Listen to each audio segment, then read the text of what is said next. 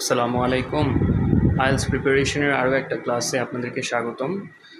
আজকে আমরা দেখব যে মাইন্ড ম্যাপিং বা প্রি রাইটিংয়ের কাজটা আসলে কিভাবে করতে হয়।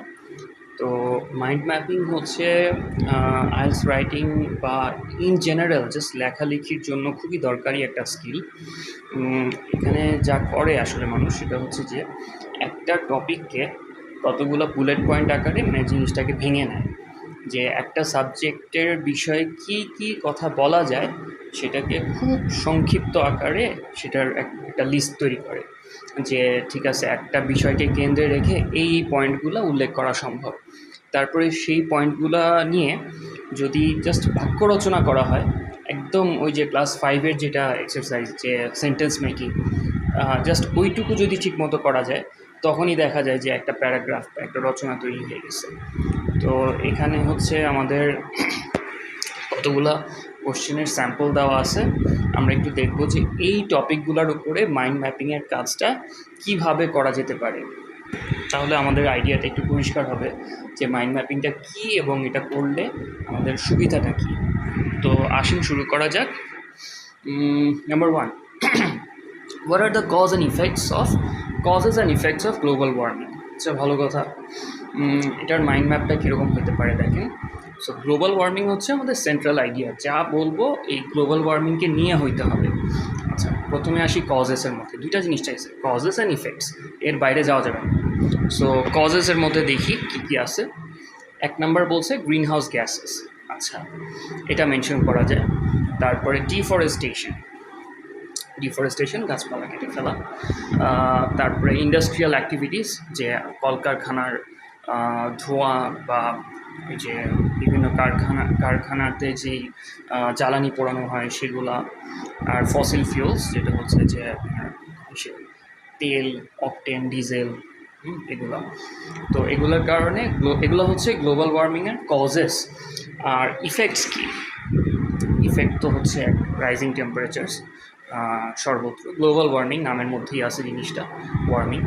মেল্টিং আইস ক্যাপস, যে পৃথিবীর 2 মেরুতে যে এরকম আছে, আর বরফ, এর কী বলে এটাকে, আইসবার্গ, এগুলো হচ্ছে গলে যাচ্ছে, সমুদ্র পৃষ্ঠের উচ্চতা বেড়ে যাচ্ছে।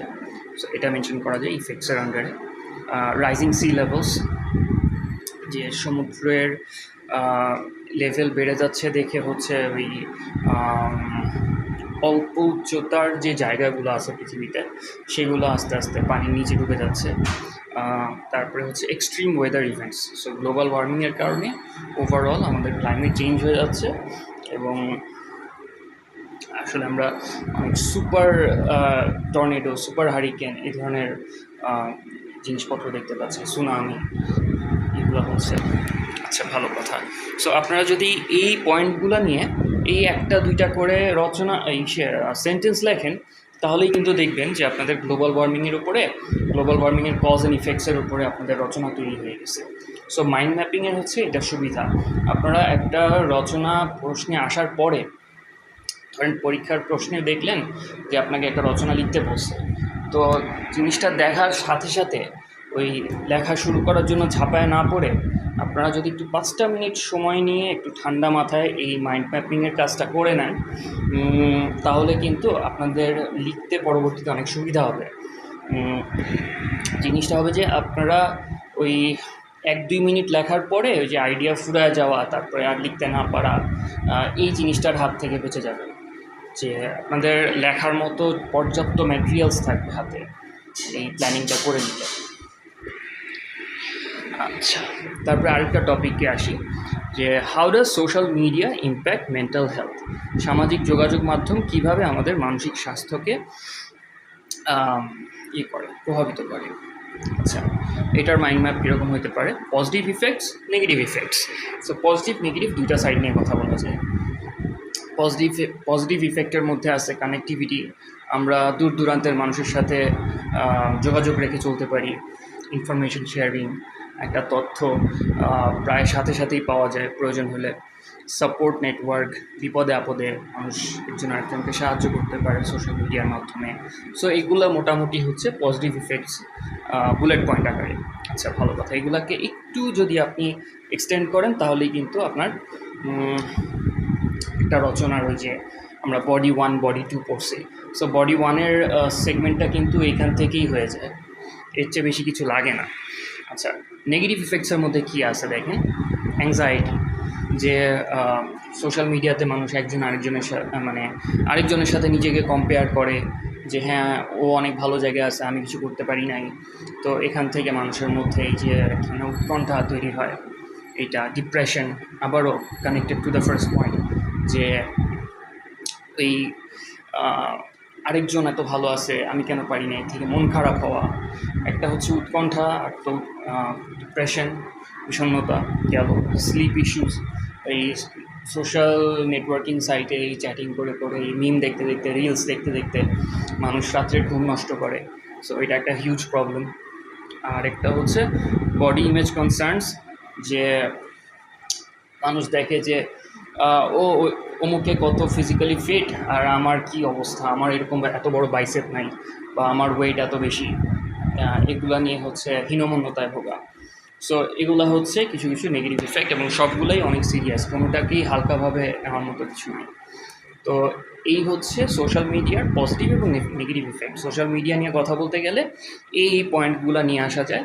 এগুলাকে একটু এক্সটেন্ড করলে, একটু এক্সটেনশন দিলে আপনার এসে তৈরি হয়ে যায়।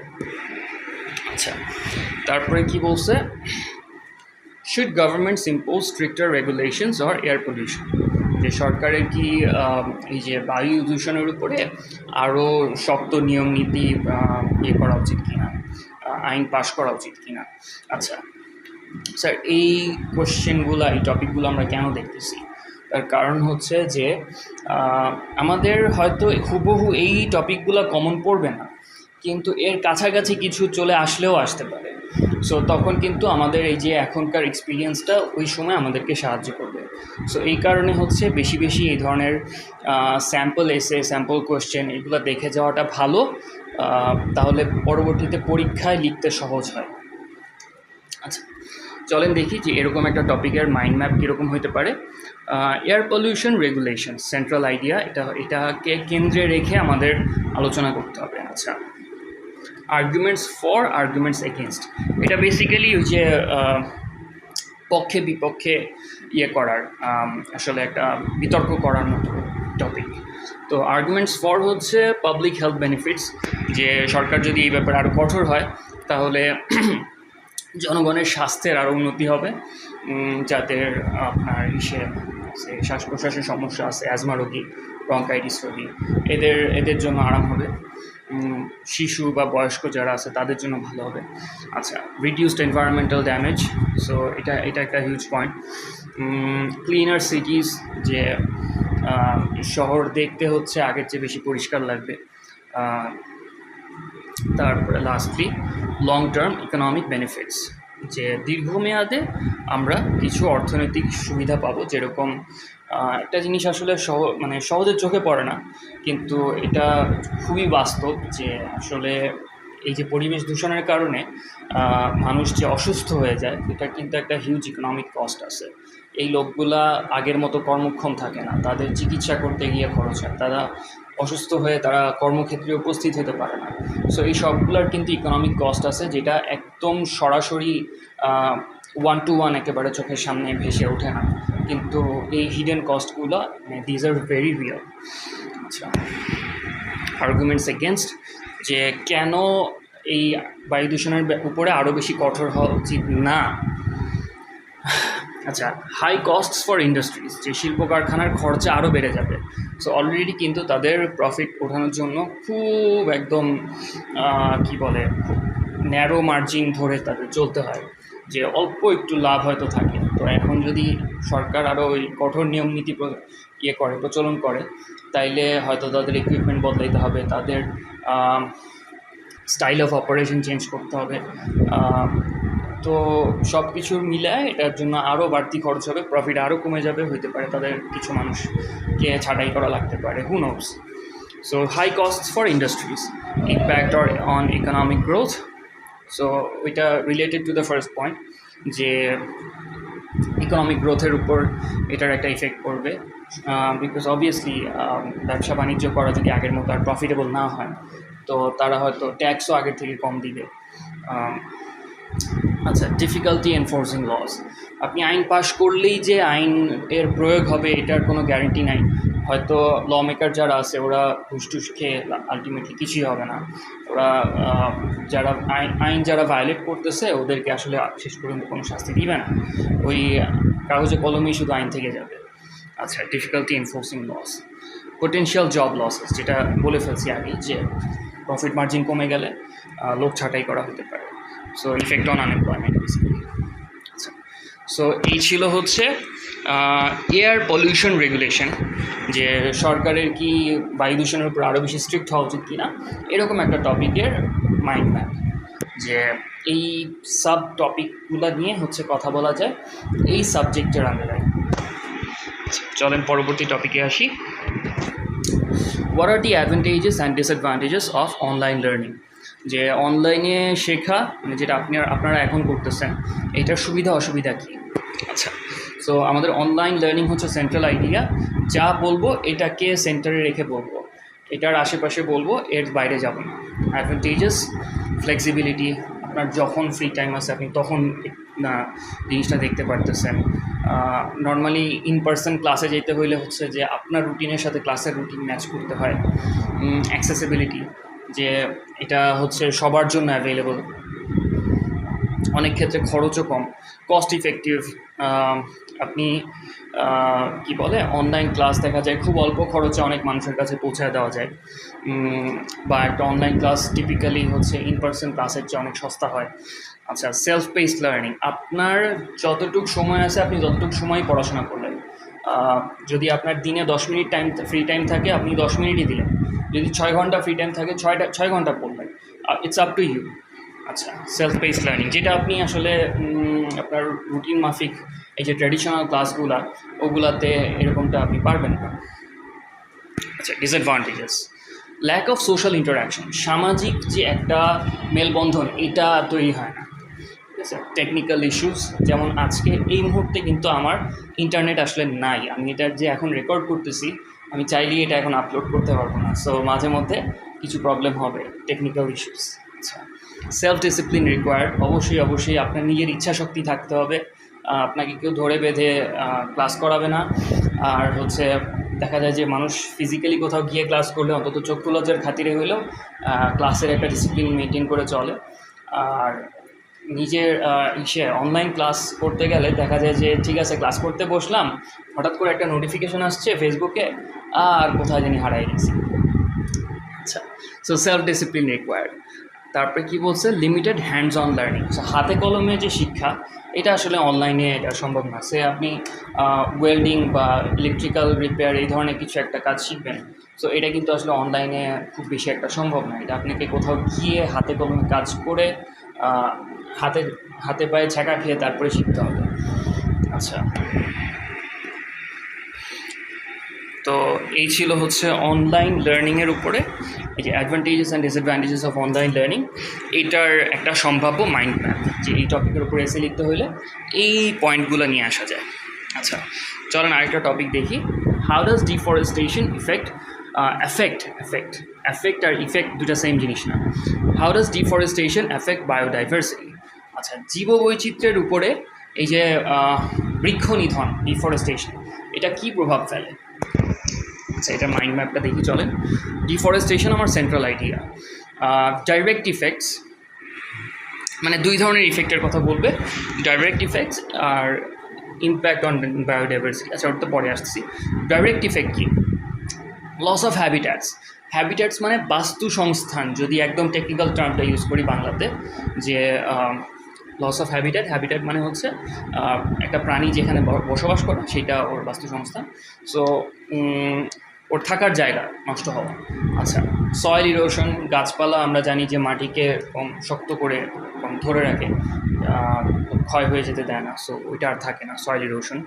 রিডিউসড কার্বন স্টোরেজ, আচ্ছা বাতাসের যে কার্বন ওইটাকে হচ্ছে গাছ ইয়ে করে রাখে, বাতাস থেকে হচ্ছে নিয়ে নেয়, বাতাস থেকে নিয়ে নিজের ভিতরে লক করে ফেলে, সো ওইটা কিন্তু হয় না আর। এটা হচ্ছে ডিফরেস্টেশনের একটা ডাইরেক্ট ইফেক্ট। আর ইম্প্যাক্ট অন বায়োডাইভার্সিটি, এটা নিয়ে বলা যায় যে স্পিসিস এক্সটিংশন, যে অনেক প্রজাতি হচ্ছে খাবার না পেয়ে, বাসস্থান না পেয়ে আস্তে আস্তে বিলুপ্ত হয়ে যায়।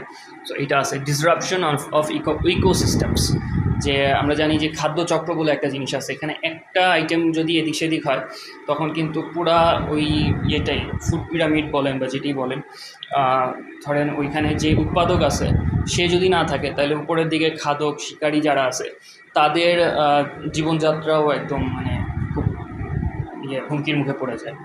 আচ্ছা, সো ওইটা আছে disruption of ecosystem. Loss of plant and animal species, যে কোনো কোনো প্রাণী একেবারে হচ্ছে বিলুপ্ত হয়ে যায়, এটা মনে আগেও বলা হয়েছে, এখানে একটু আরেক অন্য ভাষায় বলছে। Imbalance in food chains, so এটা আসলে বলে ফেলছি।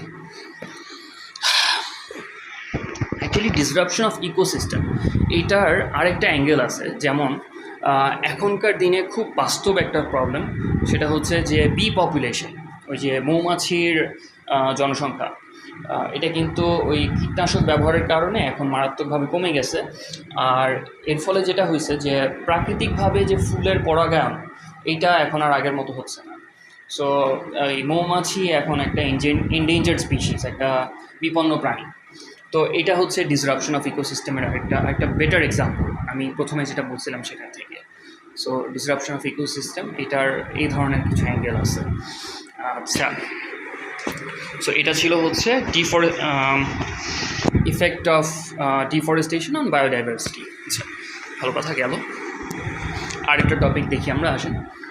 What are the major challenges of speech exploration, যে মহাকাশে যে আপনি করবেন, অভিযান চালাবেন, এইটার সবচেয়ে বড় অসুবিধাগুলো কী, সবচেয়ে বড় বাধাগুলো কী, মেজর চ্যালেঞ্জেস। তো এটা নিয়ে যদি আমাকে জিজ্ঞাসা করেন তাহলে আমি কী কী বিষয় নিয়ে আসলে কথা বলতে পারি, চলেন দেখি কী কী বলা যায়। স্পেস এক্সপ্লোরেশন চ্যালেঞ্জেস, এটা হচ্ছে আমার central idea. So technical challenges, এটা নিয়ে আগে কথা বলা যায় যে স্পেসক্রাফট ইঞ্জিনিয়ারিং, এটা একটা মহাকাশযান, এটা আপনার তুরাগ বাস না যে চাইলেই বানায় ফেললাম। সো এটা বানাইতে আসলে অনেক টেকনিক্যাল, অনেক দক্ষতা লাগে, অনেক টাকা খরচ করতে হয়, অনেক সময় লাগে। সো চাইলেই পারা যায় না। তারপরে navigation and fuel management, so এটাও আসলে ওই টেকনিক্যাল অ্যাসপেক্টের একটা ব্যাপার, যে এত দূরের রাস্তা, এখানে অনেক হিসাব কিতাবের ব্যাপার আছে, সামান্য ভুল ত্রুটির জন্য দেখা যায় যে ডিজাস্টার হয়ে যায়। কমিউনিকেশন উইথ আর্থ, টেকনিক্যাল চ্যালেঞ্জের মধ্যে এটা একটা, যে এত দূরে যাওয়ার পরে তারপরে ওই যে পৃথিবীর সাথে যোগাযোগ রক্ষা করা, এটাও অনেক মুশকিল হয়ে যায়। আচ্ছা, এগুলো ছিল টেকনিক্যাল চ্যালেঞ্জ। আর human factors, physical health risks, অবশ্যই যারা যাচ্ছে জীবনের ঝুঁকি নিয়ে যাচ্ছে, এই পর্যন্ত বহু মানুষ মারা গেছে এই স্পেস এক্সপ্লোরেশন করতে গিয়ে। মেন্টাল হেলথ কনসার্নস, আপনি একা একা এত লম্বা সময় ইয়েতে থাকবেন, এত দূরে গিয়ে থাকবেন, সো এটা অবশ্যই আপনার মেন্টাল হেলথের উপর একটা খারাপ ইফেক্ট ফেলবে। লোনলিনেস অ্যান্ড আইসোলেশন, এটা related to the previous point, যে লাগবে, আপনার একা লাগবে, খারাপ লাগবে, পরিবার ফেলে আসছেন, জীবিত ফেরত আসবেন কিনা জানেন না, সো আপনার কাছে ভালো লাগবে না। আচ্ছা, financial challenges, high costs of mission, এই স্পেস মিশনগুলো এক একটা প্রচণ্ড এক্সপেন্সিভ, এই টাকা দিয়ে আরও বহুত কিছু করা যেত, যেগুলো আরও বেশি কী বলবো ফ্রুটফুল আসলে। সো খরচের এত জায়গা থাকতে আসলে মহাকাশে এই মিশন পরিচালনা করা, এটা কতটুকু যুক্তিসম্মত, এটা আসলে খুব কী বলবো আসলে চিন্তার বিষয়। গভর্নমেন্ট অ্যান্ড প্রাইভেট ফান্ডিং, যে ফাইন্যান্সিয়াল চ্যালেঞ্জের আন্ডারে যে আসলে কোত্থেকে আসবে টাকাটা কি কেউ কোনো প্রাইভেট ফার্ম দিবে নাকি সরকার দিবে, দিলেও তারা জিনিসটা তাদের স্টেক হোল্ডারদের কাছে জাস্টিফাই করবে কীভাবে, কারণ অনেক টাকার ব্যাপার, সেই তুলনায় আপনার কিন্তু অনেক কম, রিওয়ার্ড অনেক কম। আচ্ছা, সো এগুলো হচ্ছে স্পেস এক্সপ্লোরেশনের ক্ষেত্রে চ্যালেঞ্জেস।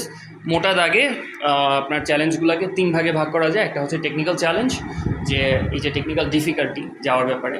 হিউম্যান ফ্যাক্টরস, যে এটা আপনার মানুষের যে মনস্তত্ত্ব, এটার উপর কী ইফেক্ট ফেলবে। আর হচ্ছে ফাইন্যান্সিয়াল চ্যালেঞ্জ। সো এগুলো নিয়ে কথা বললে কিন্তু আপনার স্পেস এক্সপ্লোরেশনের যে বাধা বিপত্তিগুলো, এগুলোর উপর আপনার একটা এসে তৈরি হয়ে যাবে।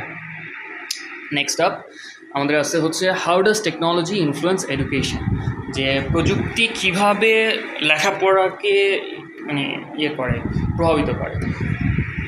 চলেন এটার মাইন্ড ম্যাপটা একটু দেখি। Technology in education central idea.